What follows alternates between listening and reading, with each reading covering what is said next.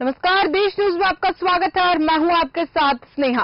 केंद्रीय सड़क और परिवहन मंत्री नितिन गडकरी ने शुक्रवार को चिंता जताई है। उन्होंने अपने एक्स अकाउंट पर ये नया प्लान शेयर करते हुए लिखा है कि भारत में बस की बॉडी की क्वालिटी को बढ़ाने की जरूरत है। इसके लिए मैंने भारत एनसीएपी के तहत नए मानकों को अपनी मंजूरी दे दी है। साथ ही उन्होंने बताया है कि नए मानक ओरिजिनल इक्विपमेंट मैन्युफैक्चरर्स ओईएम और बस की बॉडी बनाने वाली कंपनियों दोनों पर समान रूप से लागू होंगे। हालांकि मानकों में क्या बदलाव किया गया है इसकी अभी जानकारी नहीं दी गई है। वहीं गडकरी ने बताया है कि यह बदलाव बस दुर्घटनाओं की बढ़ती संख्या को देखते हुए एक बड़ा कदम होगा जो सड़क सुरक्षा के लिहाज से काफी जरूरी है। इससे बस में सफर करने वाले लोगों को सुविधा और आराम का एहसास होगा। साथ ही इससे बस एक्सीडेंट्स के दौरान उनकी सेफ्टी भी बढ़ जाएगी।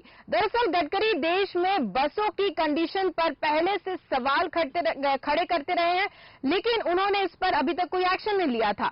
उन्होंने बस बनाने और ओईएम से लगातार ये अपील की है कि वह अंतर्राष्ट्रीय मानकों के मुताबिक बसों की क्वालिटी में सुधार करें और इस बार इसी दिशा में काम होगा। उनका मानना है कि देश की ऑटो इंडस्ट्री में ओईएम के पास क्वालिटी बढ़ाने को लेकर अच्छा मौका है, लेकिन उनका प्रदर्शन बहुत खराब है। आपको बता दें कि यह पहली बार नहीं है जब नितिन गडकरी ने सड़क हादसे को लेकर चिंता जताई है और उनके सॉल्यूशन पर बात की है। इससे पहले एक प्रोग्राम के दौरान उन्होंने कहा था कि मैं ट्रांसपोर्ट मंत्री हूं, मुझे बड़ा दुख है कि हर साल देश में 5 लाख सड़क हादसे होते रहते हैं जिनमें 1.5 लाख मौतें होती हैं। उन्होंने कहा था कि मैं अच्छा काम कर सका, लेकिन मैं इन हादसों को कम नहीं कर पाया हूं। उन्होंने बताया है कि सड़क हादसों में सबसे अधिक 18 से 34 साल के 60% युवक मारे जाते हैं। तो वही नितिन गडकरी का ये ऐलान हुआ है कि अब भारत देश में बसों की क्वालिटी में इंप्रूवमेंट होगा। साथ ही साथ उनका ये भी कहना है कि जैसे जैसे बस की क्वालिटी इंप्रूव होगी वैसे वैसे रोड में जो हादसे होते हैं उनमें भी कमी आएगी। चलिए बढ़ते आगे, जहां 5 राज्यों में विधानसभा चुनाव 2-3 दिन में तारीखों के ऐलान की उम्मीद। 15 नवंबर से 7 दिसंबर के बीच वोटिंग हो सकती है और देश के 5 राज्य राजस्थान, मध्य प्रदेश, छत्तीसगढ़, तेलंगाना और मिजोरम में विधानसभा चुनाव होने हैं। मीडिया रिपोर्ट्स के मुताबिक इन राज्यों में 15 नवंबर से 7 दिसंबर तक मतदान हो सकते हैं और तारीखों का ऐलान 8 अक्टूबर के बाद कभी भी हो सकता है। दरअसल 2018 में 6 अक्टूबर को तारीखों का ऐलान हुआ था। 5 राज्यों में विधानसभा चुनाव के कार्यक्रम की घोषणा से पहले चुनाव आयोग ने शुक्रवार को मुख्य चुनाव आयुक्त राजीव कुमार के साथ पर्यवेक्षकों की बैठक की और उन्होंने कहा कि यह तय करना है कि चुनाव में कोई भी मनी पावर और मसल्स पावर से वोटरों को प्रभावित न कर सके, मॉडल कोड प्रभावी ढंग से लागू हो और चुनाव पूरी तरह हिंसा मुक्त हो। दरअसल चुनाव आयोग के सूत्रों ने कहा है कि राजस्थान, मध्य प्रदेश, मिजोरम और तेलंगाना में 2018 की तरह एक ही चरण में मतदान हो सकता है। छत्तीसगढ़ में भी पिछली बार की तरह 2 चरणों में मतदान होने की संभावना है। आपको बता दें कि 5 राज्य में मतदान की तारीख अलग अलग हो सकती है। 5 राज्य में वोटों की गिनती एक साथ 10 से 15 दिसंबर के बीच हो सकती है। जिन 5 राज्यों में चुनाव होना है उनमें से 2% महिला वोटर ज्यादा है पुरुषों से, अगर हम यहाँ पे कंपेयर करते चले तो। वहीं मिजोरम की विधानसभा का कार्यकाल इस साल 17 दिसंबर को समाप्त हो रहा है और भाजपा की सहयोगी मिजो नेशनल फ्रंट पूर्वोत्तर राज्य में सत्ता में है। तेलंगाना, राजस्थान, छत्तीसगढ़ और राजस्थान की विधानसभाओं का कार्यकाल अगले साल जनवरी में अलग अलग तारीखों पर खत्म हो रहा है। दरअसल तेलंगाना में के चंद्रशेखर राव के नेतृत्व वाली भारत राष्ट्र समिति बीआरएस का शासन है, जबकि मध्य प्रदेश में भाजपा की सरकार है। छत्तीसगढ़ और राजस्थान में कांग्रेस की सरकारें हैं। वहीं 5 राज्यों में विधानसभा चुनाव के कार्यक्रम की घोषणा से पहले चुनाव आयोग ने राजस्थान, मिजोरम, मध्य प्रदेश, तेलंगाना और छत्तीसगढ़ में चुनावी तैयारियों का जायजा भी लिया है और इस पर चर्चा के लिए हमारे साथ देश न्यूज के एडिटर सूरज पाठक जी जुड़ चुके हैं। सूरज जी, बहुत बहुत स्वागत है आपका देश न्यूज पर। जी स्नेहा। जी सूरज जी, यहाँ पर चुनाव आयोग की कल बैठक हुई है, उसमें कुछ आदेश जारी किए गए हैं, जैसे मसल्स पावर या मनी पावर का यहाँ पे उपयोग ना हो, और क्या कुछ अपडेट्स हैं दर्शकों को बताइएगा। देखिए, चुनावों को लेकर के चुनाव आयोग हमेशा सख्ती से बरतता है। हालांकि पहले चुनाव आयोग के संदर्भ में ये बातें नहीं थी, लेकिन विगत कुछ समय से जो चीजें सामने आई हैं कि चुनाव आयोग की सख्ती को लेकर के राजनीतिक दल भी इस बात का ध्यान रखते हैं कि आदर्श आचार संहिता का उल्लंघन ना हो जी। और आदर्श आचार संहिता की शिकायत पर अब कार्रवाइयां होती हैं। तो जिस तरह से बात सामने आई कि हालांकि मध्य प्रदेश में जैसा कि है कि 5 राज्यों में इस बार चुनाव होना है जी, और इन 5 राज्यों के चुनाव के लिए चुनाव आयोग की तैयारियां बहुत दिनों से चल रही हैं। चुनाव आयोग अपनी तैयारी लगभग पूरी कर चुका है और उम्मीद है कि वो आज भी हो सकता है, कल भी हो सकता है, बहुत निकट भविष्य में आदर्श आचार संहिता लागू हो सकती है। जी जी। तो आदर्श आचार संहिता लागू हो जाने के बाद में जो नियम होते हैं कि घोषणाओं को लेकर के या मतदाताओं को लुभाने की जो बात आती है कि मतदाताओं को कोई लुभा नहीं सकता है जी, और इस तरह की जो चीजें सामने आती हैं तो उनमें फिर ये बात सामने आ जाती है कि सभी राजनेताओं को, सभी राजनीतिक दलों को आदर्श आचार संहिता का पालन करना पड़ता है। बिल्कुल। क्योंकि पिछले दिनों में यदि हम देखें कि आदर्श आचार संहिता के पालन को लेकर के बहुत सारी बातें आई हैं, अवैध शराब को लेकर के, बिल्कुल, या फिर बहुत सारी नकदी भी जमा की गई है। तो ये सब चीजें जो है आदर्श आचार संहिता के समय जिन चीजों पर रोक होती है जी, उन चीजों पर रोक लगाने के लिए ये सब चीजें रहती हैं। और जैसा कि अभी हाल ही में हमने देखा भी है कि सुप्रीम कोर्ट ने भी राजस्थान सरकार, मध्य प्रदेश सरकार, केंद्र सरकार, चुनाव आयोग को जी नोटिस जारी किया है। यहाँ एक बड़ी बात यह है जी कि इस बार जो मतदाता हैं, यदि मध्य प्रदेश की बात करें, मध्य प्रदेश में नए मतदाता बहुत सारे और कई सीटों पर जी जी, जितना जीत हार का अंतर रहा है उससे कहीं ज्यादा मतदाता जुड़ गए। बिल्कुल।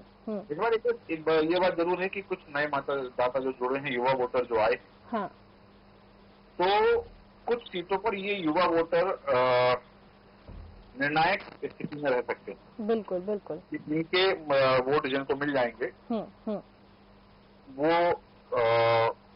क्योंकि युवाओं में एक तरह का उत्साह भी रहता है जी जी, बिल्कुल, मतदान के प्रति, क्योंकि वो समझते हैं कि लोकतंत्र का ये जो पर्व है, लोकतंत्र का जो त्योहार है जी, इस यज्ञ में उन्हें भी आहुति देना है और संविधान ने उनको जो ताकत दी है उसका इस्तेमाल करना है जी। इसलिए युवा वोटर मतदान भी करते हैं और कई सीटों पर वो निर्णायक स्थिति में होते हैं। जी जी, सूरज जी, यहाँ पर ऐसी खबरें आई हैं कि महिला वोटर्स इस बार ज्यादा, पुरुषों के मुताबिक 2% महिला वोटर्स ज्यादा बढ़े हैं, क्या कहना है आपका इस पे?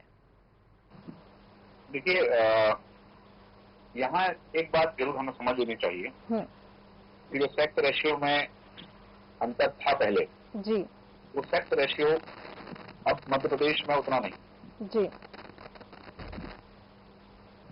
जिन जिलों में ये स्थिति बनती थी कि 1000 की अपेक्षा कहीं 933, कहीं 911 या कहीं 947 तक जो स्थिति जाती थी, वो कुछ रेशियो बढ़ा जी, बिल्कुल।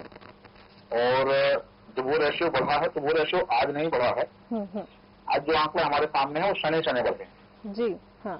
तो ऐसी स्थिति में वो युवतियां जो 18 वर्ष से ज्यादा की हो गई हैं जी, और उनके नाम मतदाता सूची में जुड़े तो वो अंतर हमें कहीं इस तरह से देखने मिल रहा है। जी, बिल्कुल। जब मतदाता सूची में महिला मतदाताओं की संख्या बढ़ी है, वहीं यदि हम देखें तो महिला मतदाताओं को मतदान का प्रतिशत भी बढ़ा जी। कारण से जैसे कि पहले भी देश में इस बात पर चर्चा हुई है कि राजनीतिक दलों को का जो फोकस है वो महिला मतदाताओं की ओर है। बिल्कुल। तो क्योंकि महिला मतदाताओं का प्रतिशत भी बढ़ा है और महिला मतदाताओं के मतदान का प्रतिशत भी बढ़ा है। जी बिल्कुल। जी सर। जी सूरज जी, यहाँ पर मिजोरम और तेलंगाना जो है, इन दोनों में चुनाव की स्थिति क्या है और क्या हो सकता है चुनाव में, इसको लेकर थोड़ी जानकारी बताइए। तो हम यहाँ पे बात कर रहे थे होने वाले विधानसभा चुनाव की। इस बार जो 5 राज्यों में चुनाव होने वाले हैं, उसमें देखा गया है कि महिला वोटर्स की संख्या जो है वो ज्यादा बढ़ती हुई नजर आ रही है।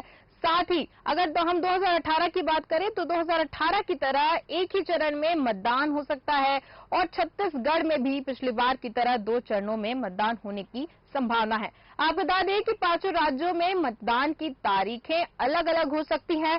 5 राज्यों में वोटों की गिनती एक साथ हो सकती है, यानी कि 10 से 15 दिसंबर के बीच ये डेट जो सामने आई है। हो सकता है कि 10 से 15 दिसंबर के बीच ये गिनती वोटों की एक साथ हो सकती है। और जिन 5 राज्यों में चुनाव होना है, उनमें से 2 में महिला वोटर्स पुरुषों के मुताबिक ज्यादा है। वहीं मिजोरम की विधानसभा का कार्यकाल इस साल 17 दिसंबर को समाप्त हो रहा है। और हम सूरज पाठक जी से चर्चा कर रहे थे। सूरज जी, आवाज सुन पा रहे हैं मेरी? जी बिल्कुल। जी, मैं जानना चाह रही थी सूरज जी कि मिजोरम में भी चुनाव होने वाले हैं। मिजोरम में क्या स्थिति नजर आ रही है? देखिए, मिजोरम में चुनाव की जो स्थिति मैं बता दूं आपको कि मिजोरम विधानसभा का कार्यकाल 17 दिसंबर को खत्म हो जाएगा। जी। हालांकि मध्य प्रदेश का जो है 6 जनवरी 2024 को खत्म होने वाला है। हाँ। छत्तीसगढ़ विधानसभा का कार्यकाल 3 जनवरी 2024 को खत्म होने वाला है। जी। राजस्थान विधानसभा का 14 जनवरी 2024 को खत्म होने वाला है। वहीं तेलंगाना का 16 जनवरी 2024 को खत्म होने वाला है। जी। यहाँ हमें एक बात देखनी पड़ेगी कि तेलंगाना में 119 सीटें हैं, मिजोरम में कुल 40 सीटें। जी बिल्कुल। और इन सीटों पर जो समीकरण रहते हैं, जी। क्योंकि जैसे हिंदी पट्टी के जो राज्य हैं, हाँ। उन राज्यों के चुनावों का असर अलग होता है। बिल्कुल। और उन राज्यों को लेकर के जो चुनावी प्रक्रिया होती है, जो या बात करें हम घोषणाओं की बात करें, जी, तो वो अलग होती है। लेकिन इससे इस तरह यदि हम बात करें, जी, हालांकि चुनाव आयोग के नियम सभी के लिए एक समान होते हैं। बिल्कुल। हाँ। सिर्फ हिंदी पट्टी के राज्यों में घोषणा वहां भी होती है। हाँ। लेकिन वो वहां के स्थानीय स्तर पर राज्य की क्या समस्याएं हैं, राज्य की जनता, क्योंकि चुनाव केवल और केवल मतदाताओं के बीच मतलब राजनेताओं के बीच नहीं होता है। जी। चुनाव मतदाताओं के बीच भी होते हैं। बिल्कुल बिल्कुल। मतदाता भी अच्छी सरकार चाहते हैं अपने राज्य में। मतदाता भी ये चाहते हैं कि जो जनप्रतिनिधि को वो चुन रहे हैं, जी जी, वो उनके हक की बात करे, उनके अधिकारों की बात करे। बिल्कुल। तो इसलिए ये जो चुनाव होता है, इसमें इसलिए हम कहते हैं भारत में जब चुनाव होता है, इसे लोकतंत्र का पर्व कहते हैं हम। जी। और इस लोकतंत्र के त्योहार में सबकी अपनी भूमिका होती है। जी। हाँ। और सब अपने अपने हिस्से की जिम्मेदारी निभाते हैं। तो यहाँ हमें ये चीज जरूर देखना होती है कि जिन 5 राज्यों में विधानसभा चुनाव हैं, इन 5 राज्यों के विधानसभा चुनाव की कुल सीटें, जैसे कि मैंने उल्लेख भी किया कि तेलंगाना की 19 सीटें हैं और मिजोरम की 40 सीटें हैं। तो ये 40 सीटों का जो विधानसभा चुनाव है, ऐसा नहीं है कि मध्य प्रदेश की 230 सीटें हैं, छत्तीसगढ़ की 90 सीटें हैं, राजस्थान की 200 सीटें हैं। तो सबसे ज्यादा सीटें इन 5 राज्यों में देखी जाए तो मध्य प्रदेश में है। बिल्कुल बिल्कुल। तो ऐसा नहीं है कि यहाँ की चुनाव प्रक्रिया अलग होगी, वहाँ की चुनाव प्रक्रिया अलग होगी। जी। हाँ। क्योंकि जब चुनाव आयोग के द्वारा घोषणा की जाएगी तो कितने चरणों में चुनाव होना है, जी, और उन चरणों के बाद में मतगणना की तिथि 5 राज्यों की एक ही रखी जाएगी। हालांकि संभावना ऐसी ही है कि 5 राज्यों की मतगणना की तिथि जो है गिनती एक ही रखी जाएगी 5 राज्यों की। जी। हाँ।